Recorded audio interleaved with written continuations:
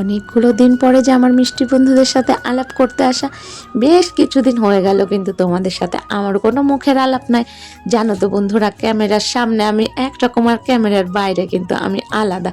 তাই আমি তোমাদের সাথে ক্যামেরার বাইরে থেকেই মুখের আলাপ করছি। আজকে কিন্তু তোমাদের সাথে প্রথম নিয়ে আসলাম আমি কাঁঠাল। আর এই কাঁঠালের আঠার মতোই যে তোমাদের সাথে আমার ভালোবাসার সম্পর্ক।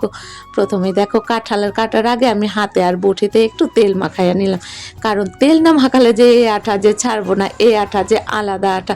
কাঁঠাল কাটটা তার সাথে কিন্তু একটা আলুও কাটির পরে শুকনো কড়াতে কিন্তু ধনে জিরে গোলমরিচ সাথে একটা তেজপাতা আর গোটা মশলা নিলাম ভাইজা। এরপরে কাঁঠালটারে কিন্তু লবণ আর হলুদ দিয়ে জলে নিলাম একটু ভাপাইয়া। কাঁঠাল ভাপ হয়ে গেলে কিন্তু কড়াতে তেল একটু গরম কইরা ওই তেলের মধ্যে আলু লবণ হলুদ দিয়ে নিলাম ভাজা।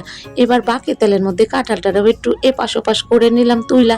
তারপরে কড়াতে কিন্তু তেল দিয়া ওতে ফোড়ন করলাম কিন্তু জিরে তেজপাতা শুকনো লঙ্কা আর গোটা মশলা। আর এদিকে পাটাতে বাটছিলাম আদা জিরে আর শুকনো লঙ্কা। এবারেও কিন্তু ওই বাটা মশলাটাতে দিয়া ভালো করে লইলাম কষাইয়া।